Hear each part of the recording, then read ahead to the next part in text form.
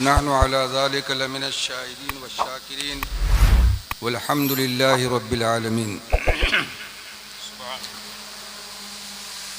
हज़रात,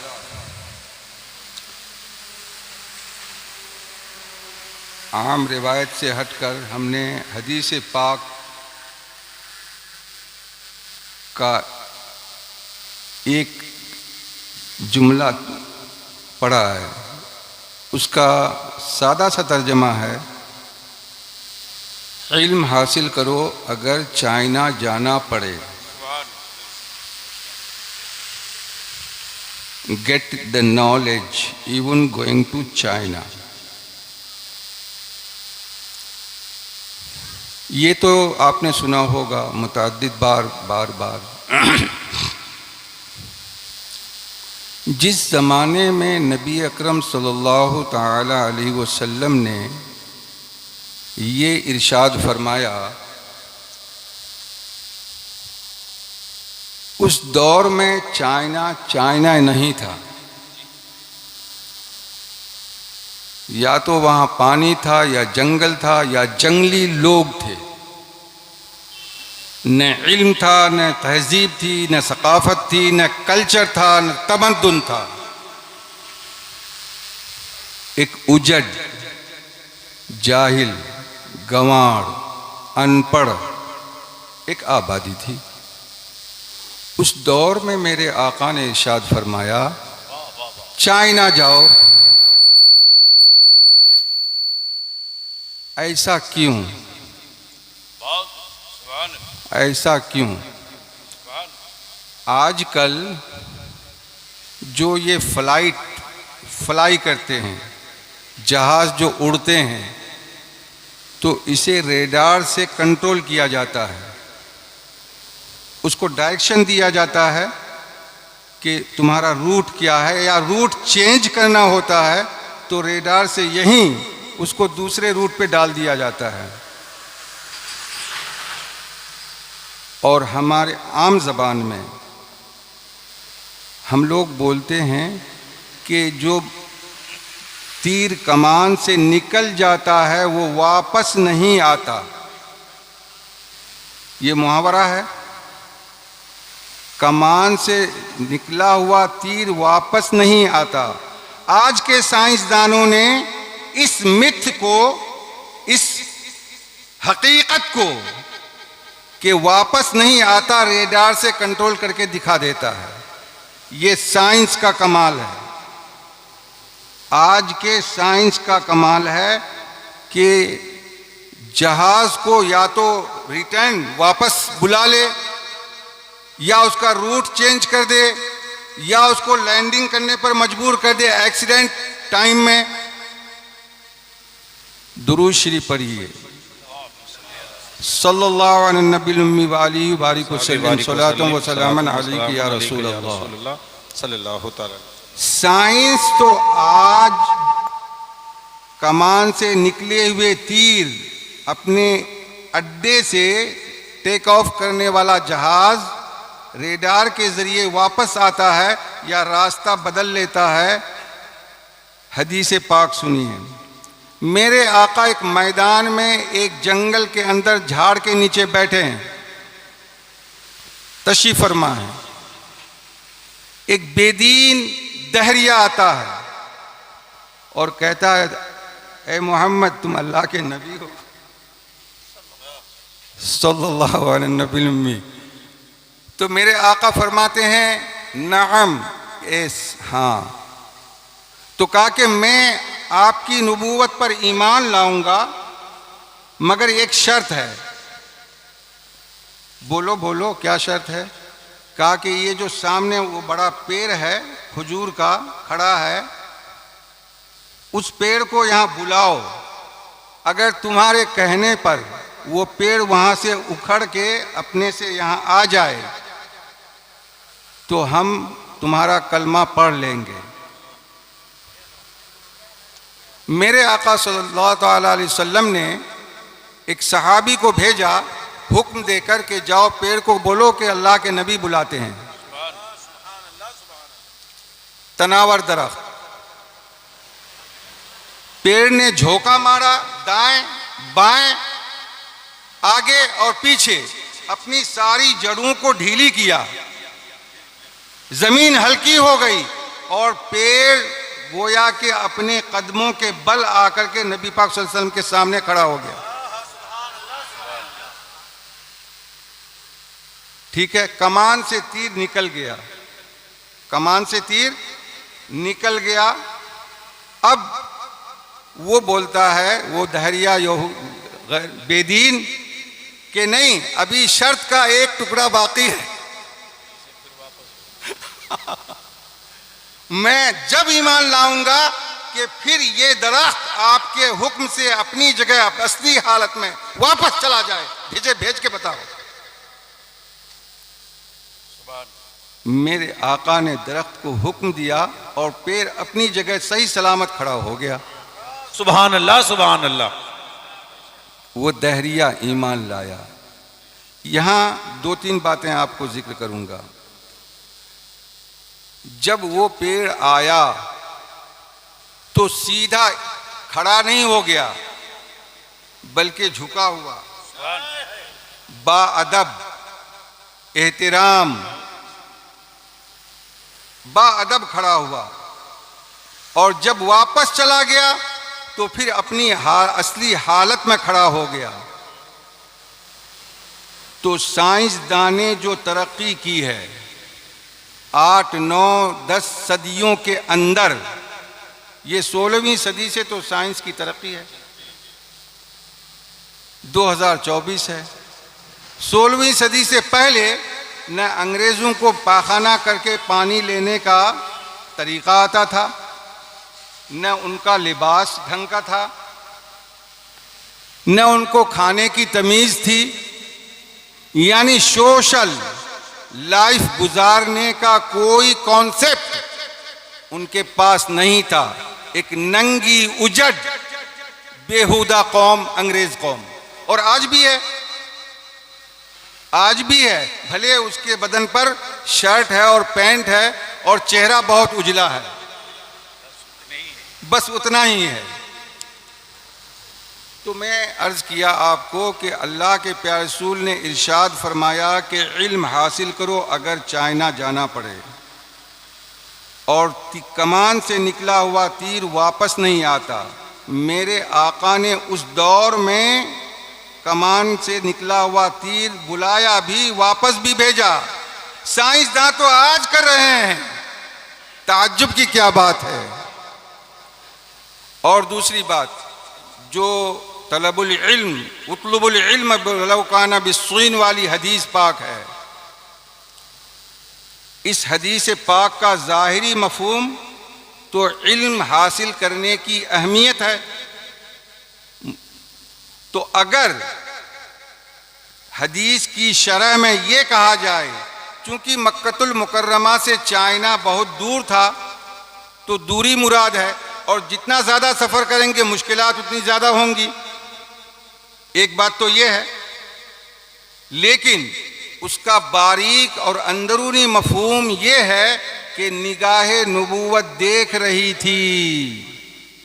एक दौर आएगा कि एक जंगली कौम इल्मो हिकमत और हुनर और सनत के नए नए फूल, नया नया गुल उगाएगी, और आज उगा रही है।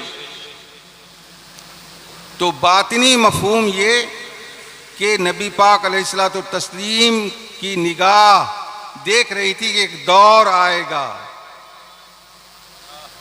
दुरूद पढ़िए सल्लल्लाहु अलैहि नबी उम्मी व आलिहि व बारिक वसल्लम सलातुम व सलामन अलैका या रसूलल्लाह सल्लल्लाहु। आपने ये वाक़या तो बड़ा सुना होगा। अबू जहल की मुट्ठी में कंकड़ी थी और मजाक मजाक में कहा कि ए मोहम्मद बोलो मेरी मुट्ठी में क्या है। तो आपने तो सुना ही है, बिल्कुल आम बात है ये। तो कंकड़ी ने कलमा पढ़ा, ठीक है। नबी अकरम सल्लल्लाहु ताला अलैहि वसल्लम ने इरशाद फरमाया कि एक दौर आएगा कि लोहा पत्थर बोलेगा, बोलेगा, पत्थर बोलेगा, लोहा बोलेगा। ये mic a kind of metal. This is, ये लोहे की एक किस्म है। ये हमारे हाथ में जो मोबाइल है ये पत्थर की एक किस्म है। और lot of kinds of metals, बहुत सारी अक़साम है। कोई टाइट है, कोई नरम है, कोई गुदगुदाहट है, कोई किसी में फिसलाहट है। तो ये आज माइक से जो हम बोल रहे हैं, मोबाइल जो आपके हाथ में है, ये सब बोल रहा है। ये साइंस की तरक्की है। लेकिन मेरे आका ने इरशाद फरमाया 1400 बरस पहले, सुभान अल्लाह सुभान और अल्लाह। यही नहीं कि इरशाद फरमाया, प्रैक्टिकल करके दिखाया अबू जहल के हाथ में, प्रैक्टिकल करके दिखाया। दुरूद शरीफ पढ़िए सल्लल्लाहु अलैहि वसल्लम। इल्मे दीन या इल्म, what is the importance of knowledge? इल्म की अहमियत क्या है? अल्लाह कुरान करीम में इरशाद फरमाता है, हल यस्तविल लदीना ला यअलमून वल्लदीना हल यस्तविल लदीना यअलमून वल्लदीना ला यअलमून। जो जानते हैं वो और जो नहीं जानते हैं ये, क्या ये दोनों बराबर? इंट्रोगेटिव, सवालिया जुमला है ये, सवालिया आयत करीमा। इसका मतलब जानने वाले और न जानने वाले दोनों बराबर।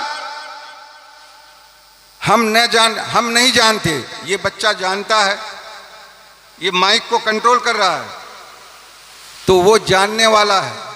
हम न जानने वाला, हम दोनों बराबर नहीं है। उसका इल्म ज्यादा है, ये बच्चा हमसे ज्यादा जानता है।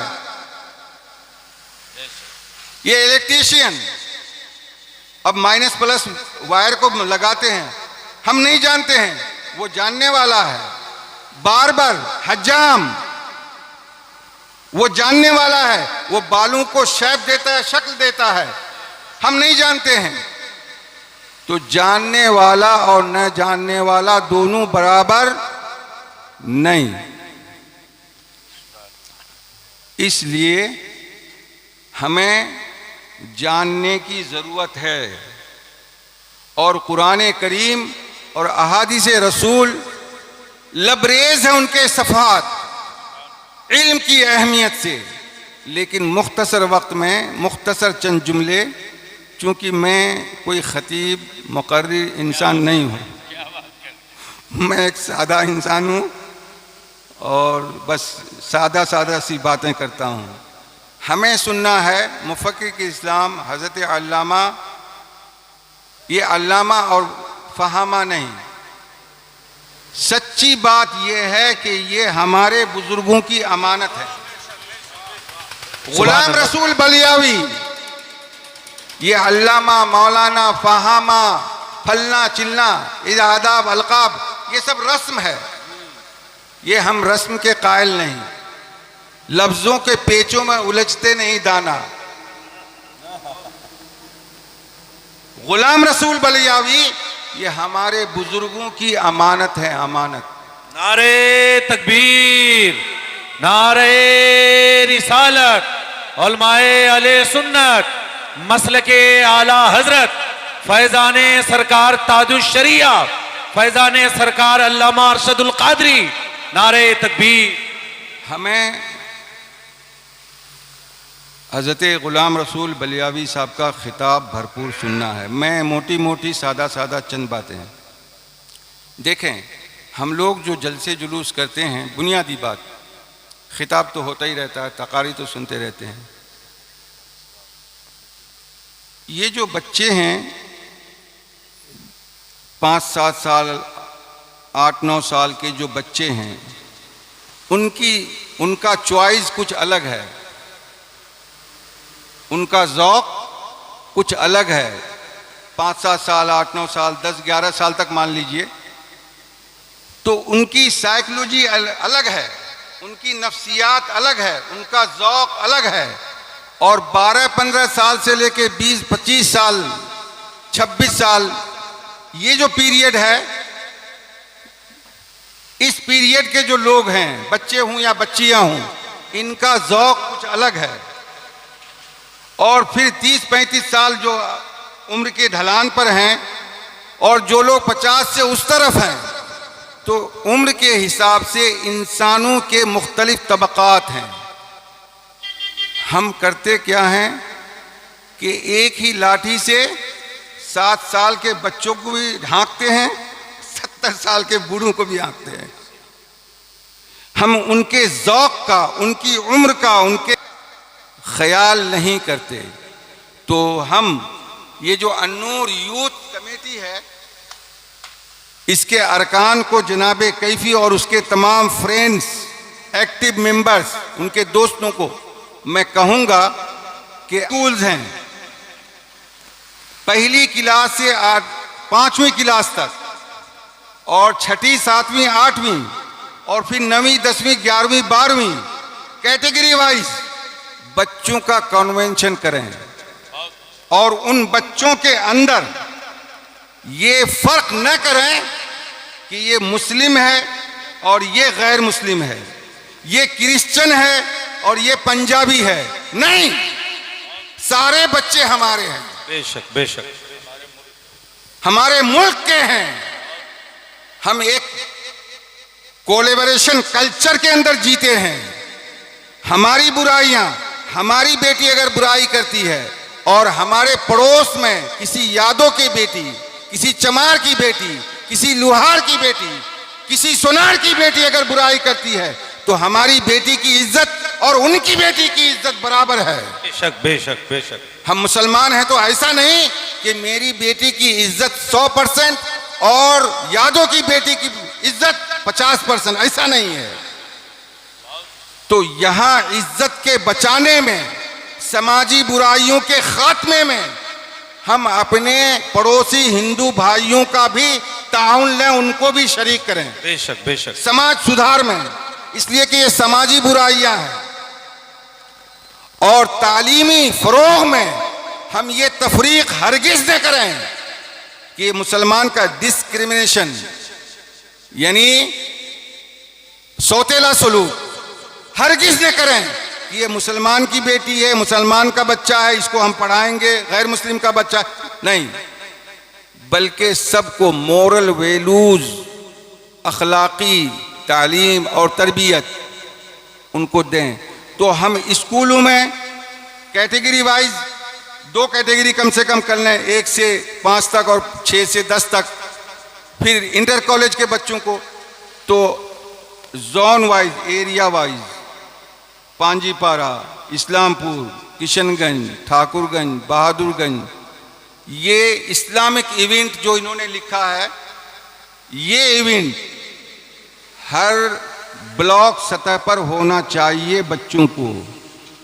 तो मोरल वैल्यूज, जो अखलाकी बातें हैं, वो मुश्तरक है हम में और गैर मुस्लिम में। क्या गैर मुस्लिमों में पर्दा जरूरी नहीं है?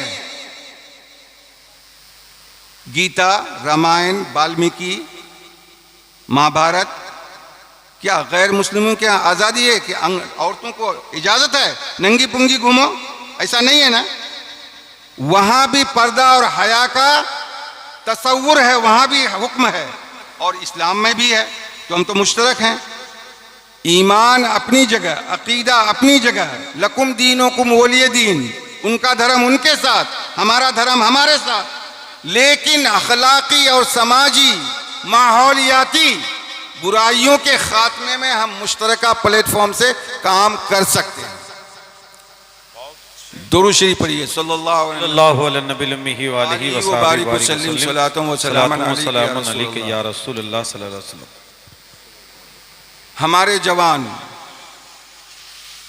हमारे हर एरिया में, ये पूरे सीमांचल, पूरा बिहार, पूरे हिंदुस्तान में, हमें बताइए कि कितने फीसद ऐसे लोग हैं जो अपने बच्चों की तैयारी नीट की, JEE की, UPSC की, BPSC की तैयारी 12 से 15 हज़ार खर्चा करके पटना, अलीगढ़, दिल्ली, बेंगलुरु, कोटा में करा सकते हैं। कितने फीसद ऐसे लोग हैं?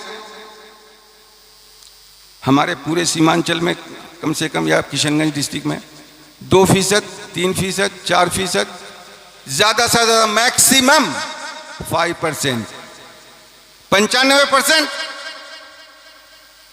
95% जो बच्चे हैं, बच्चियां हैं, वो हिंदू हैं या मुस्लिम, उन बच्चों के अंदर कुछ करने की सलाहियत है।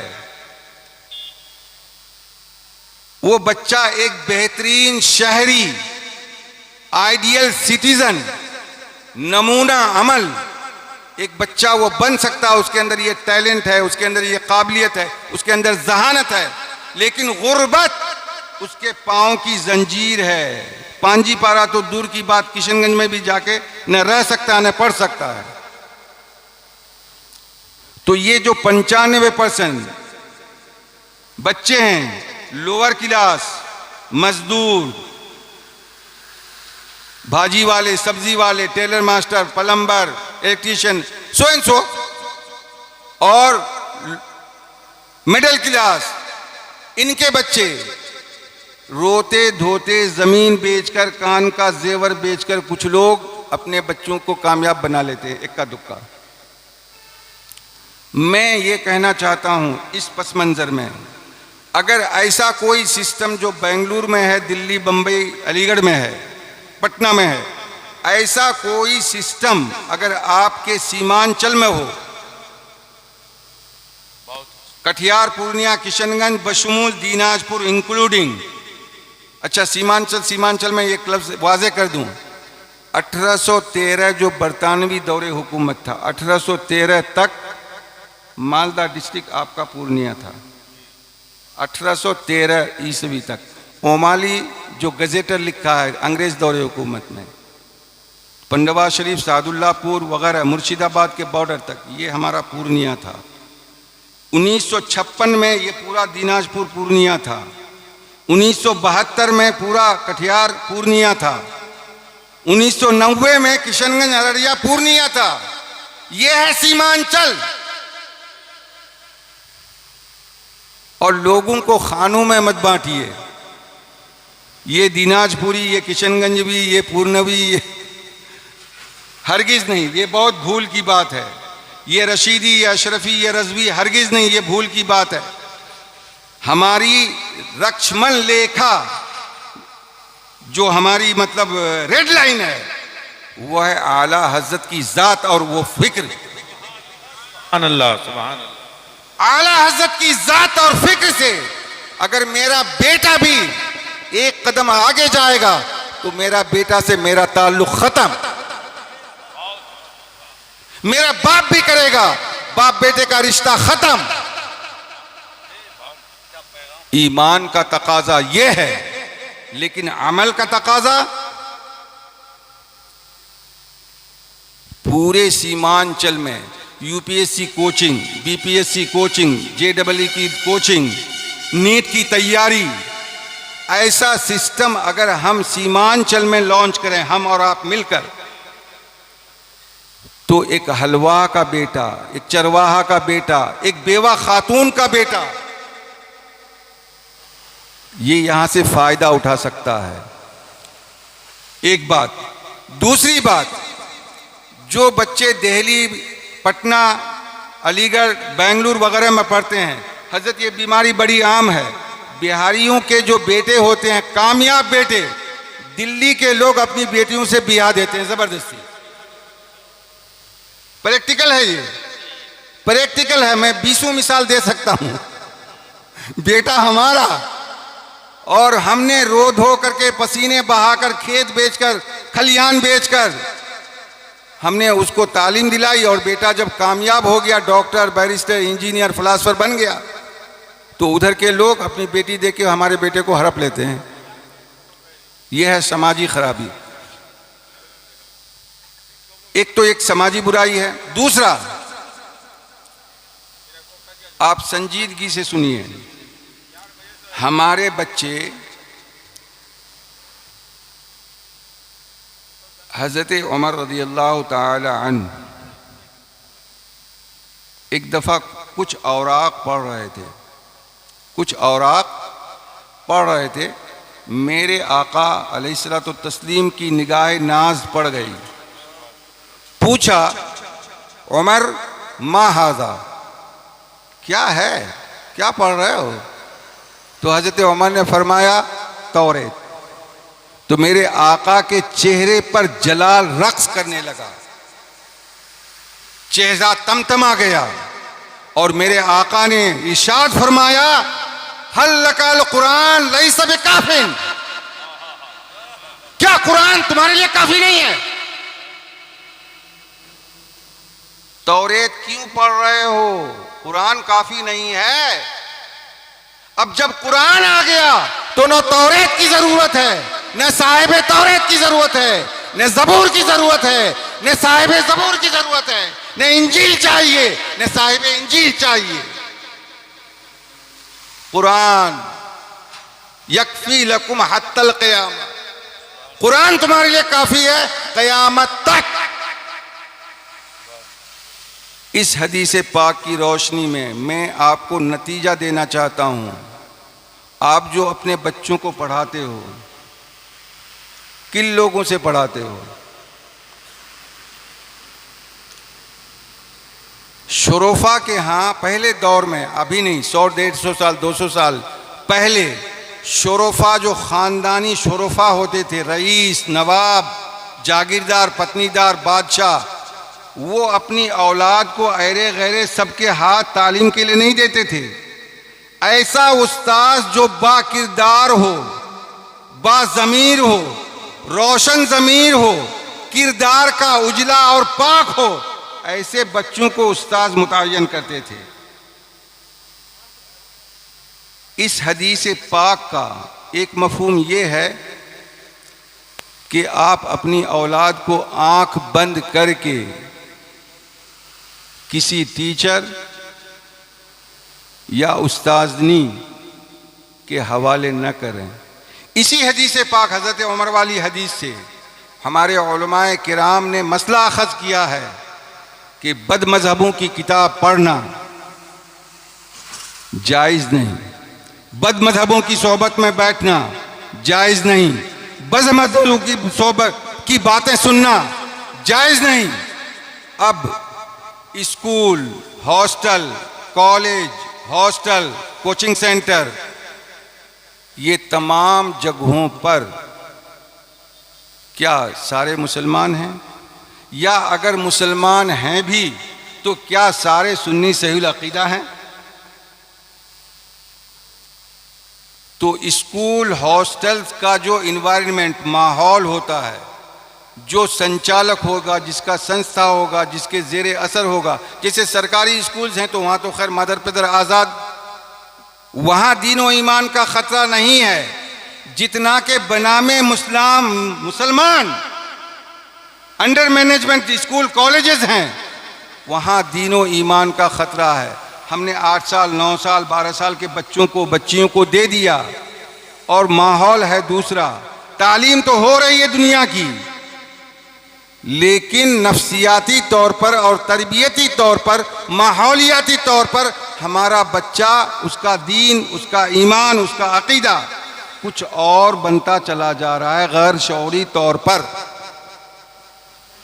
ये एक ज़हरनाक, अफसोसनाक बात है। इस चीज़ को समझने की ज़रूरत है, इस चीज़ को समझिए। और सईदी सरकार आला हज़रत रज़ियल्लाहु ताला अन्हु ने, आला हज़रत से एक साहब ने पूछा कि अंग्रेज़ी पढ़ना कैसा है? तो आला हज़रत ने फरमाया कि जायज़ है, ज़बान सीखना कोई बुरा नहीं, जायज़ है, अगर दीन की इशाअत के लिए, दीन की तबलीग के लिए हम ऐसी आबादी में पहुंच रहे हैं जहां सिर्फ अंग्रेजी ज़बान है, तो अंग्रेजी ज़बान सीखना हराम कहाँ है? तो जायज़ है अगर बनीयत तबलीग दीन हो तब।